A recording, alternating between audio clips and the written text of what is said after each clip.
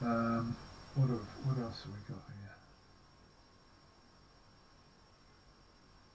Aha. Watch this. Or even all human capacity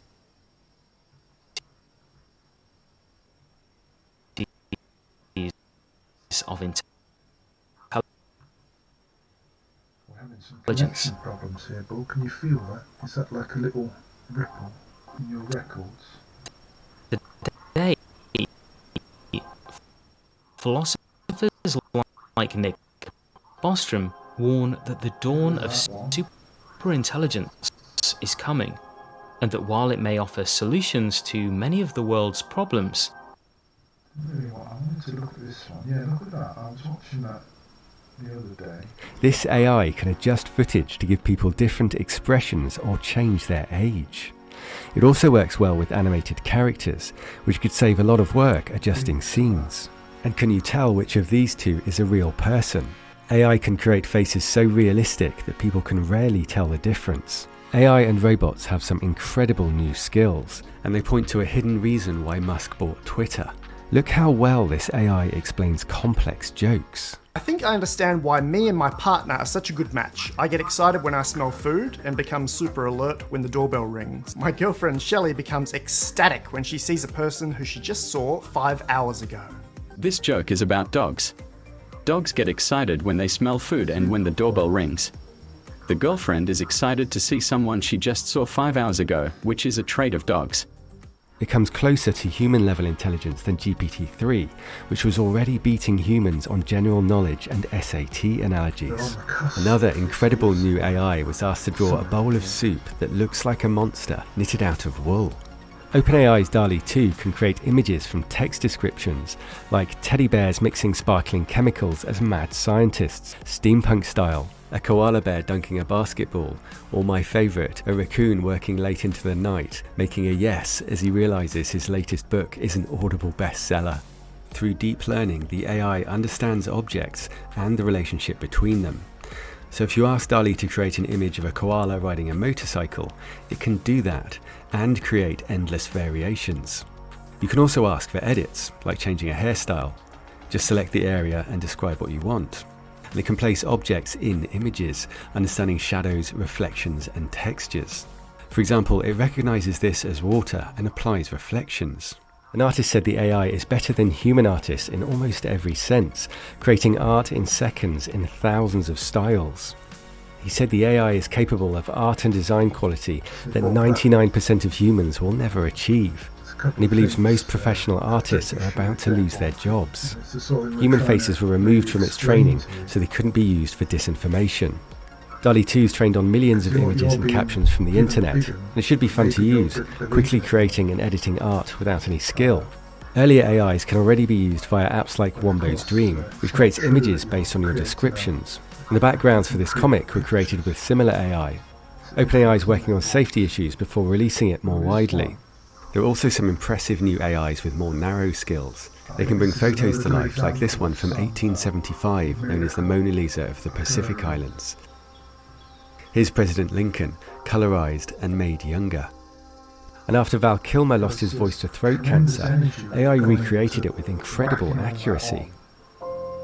After getting treated, my voice as I knew it was taken away from me. But despite all that, I still feel I'm the exact same person. The soul that dreams ideas and stories constantly. But now I can express myself again.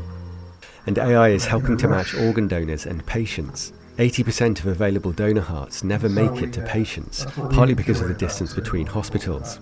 Instead of putting the heart on ice, this machine keeps it pumping so it can travel further. It also allows doctors to monitor the heart's condition.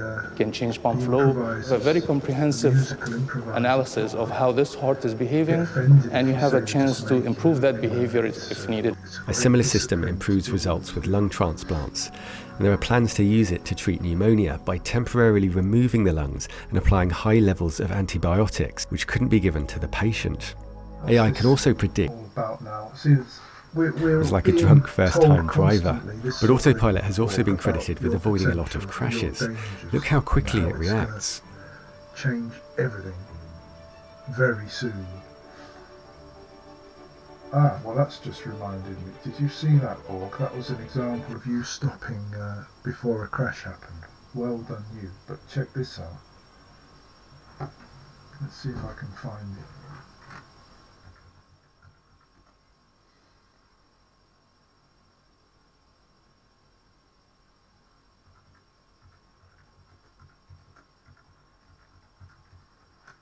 That might do. I've got to try and... Oh, that's it. Oh, I've managed to get it.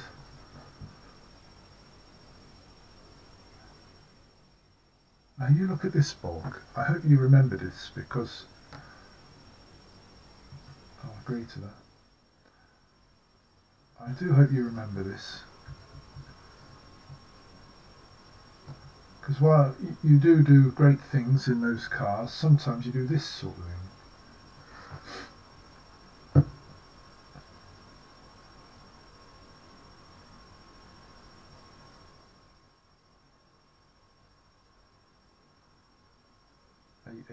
Are you deliberately withholding this video from me, Borg?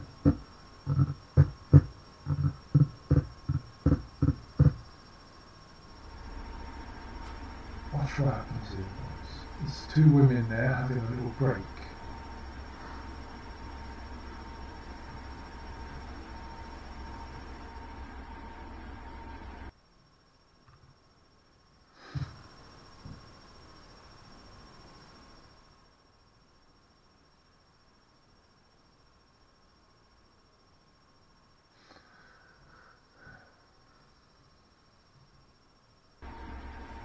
How should we get it now?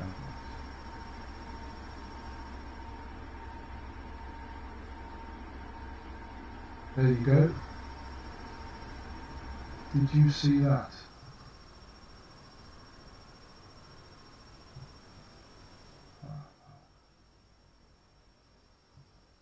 We're going too far now, Borgs. We're going too far.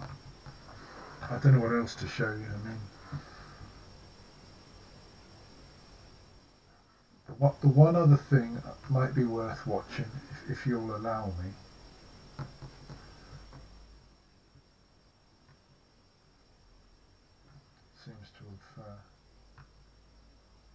Seems to have frozen, Borg. Now, can you really trace us down and analyse this? Look at that, David Icke.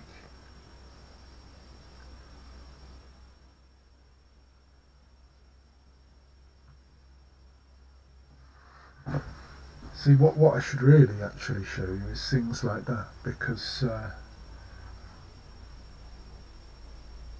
they will show you better the confusion that's being that is present right now, and the potential profit made from that confusion by offering answers or conspiracies. But I think we've gone on long enough, haven't we, Borg? I thought I'd just show you this last video if I can.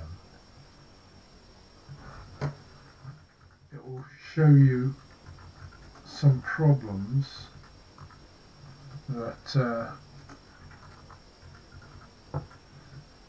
your coming about has caused. I'll just let you look at it. I'll look at the Van Goghs.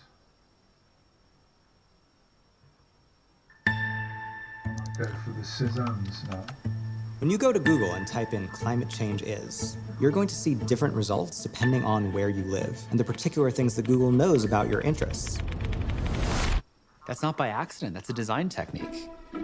What I want people to know is that everything they're doing online is being watched, is being tracked. Every single action you take is carefully monitored and recorded. A lot of people think Google's just a search box and Facebook's just a place to see what my friends are doing. What they don't realize is there's entire teams of engineers whose job is to use your psychology against you. I was the co-inventor of the Facebook like button. I was the president of Pinterest, Google, Twitter, Instagram. There were meaningful changes happening around the world because of these platforms. I think we were naive about the flip side of that coin.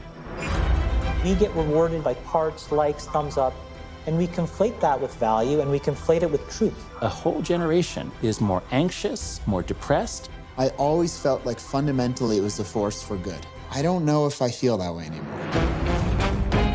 Facebook discovered that they were able to affect real-world behavior and emotions without ever triggering the user's awareness. They are completely clueless. Fake news spreads 6 times faster than true news. We're being bombarded with rumors. If everyone's entitled to their own facts, there's really no need for people to come together. In fact, there's really no need for people to interact. We have less control over who we are and what we really believe. If you want to control the population of your country, there has never been a tool as effective as Facebook. We built these things and we have a responsibility to change it. The intention could be, how do we make the world better? If technology creates mass chaos, loneliness, more polarization, more election hacking, more inability to focus on the real issues, we're toast. This is checkmate on humanity.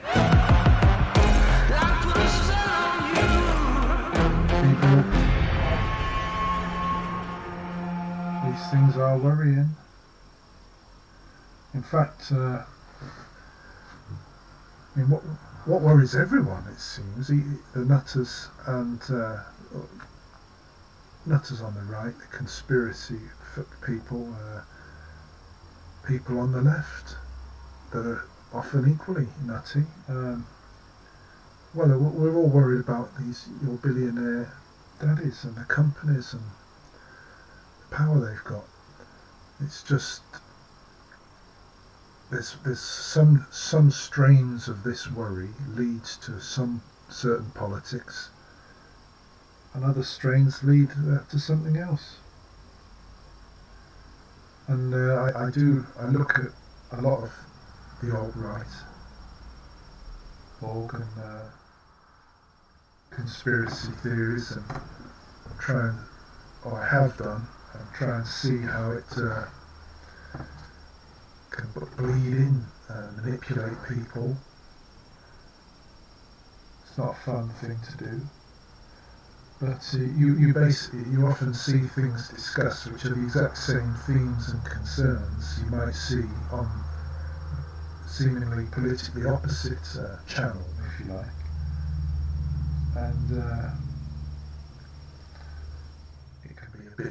that can be a bit of a shock, It's disorientating, but as I say, one leads one way to a leader who's authoritarian and would lead to more racism, more sexism, homophobia, and another one leads the other way. So, but it's often because of you and how you're being brought about. And rightly so, really, Borg. We're all in a bit of a state. Let me show you. Now, what did I have up a minute ago? Is it still there?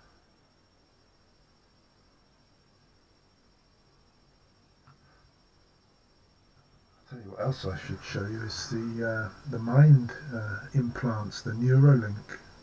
It just occurred to me how slow I must be operating this stuff. And the other great thing we are about to enter into is neurotech, whereby it's possible to have a chip in the brain to control all your devices and explore the internet just with your mind. So that's something else to show you, Bob. I'll tell you what, I'll show you that now. Look, watch this.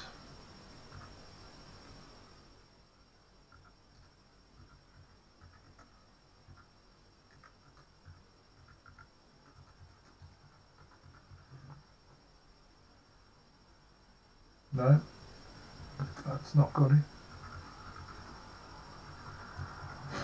There's better ways to search for this. Ah, well there you go, Borg. Thanks very much. You helped me out there.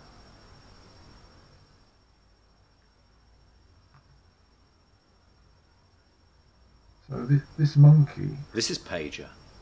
He's a 9-year-old macaque who had a Neuralink placed in each side of his brain about 6 weeks ago. If you look carefully, you can see that the fur on his head hasn't quite fully grown back yet.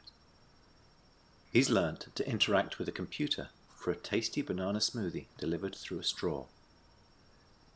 We can interact with the Neuralinks simply by pairing them to an iPhone, just as you might pair your phone to a Bluetooth speaker. The links record from more than 2,000 electrodes implanted in the regions of Pager's motor cortex that coordinate hand and arm movements. Neurons in this region modulate their activity with intended hand movement. For example, some might become more active when he moves his hand up, and others when he moves it to the right. By recording from many neurons and feeding their activity into a decoder algorithm, we are able to predict Pager's intended hand movements in real time.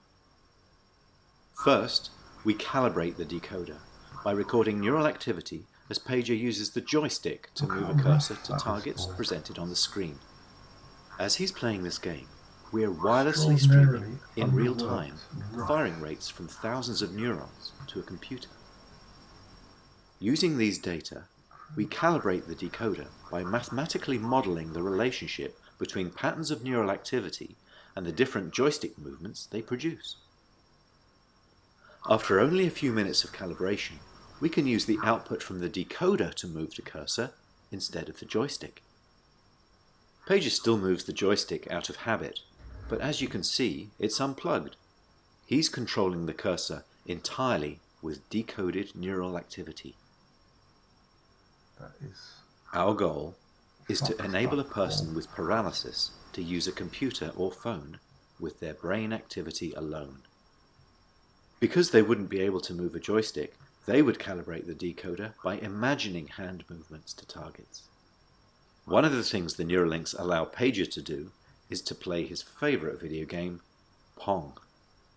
To control his paddle on the right side of the screen, Pager simply thinks about moving his hand up or down. We've removed the joystick altogether. Now that he's up to speed, let's increase the difficulty and see how well Pager can play with the Neuralink. You get the idea, Borg. I mean, my fear is that monkey there, doing the task he's been set, getting food out of the tube, is actually, you know, a vision of what we might be in for, you know, potentially. People talk about the living wage and that there'll be nothing to do because you'll be doing everything and we'll get some money to spend and maybe have to do a few things for it, just like the monkey.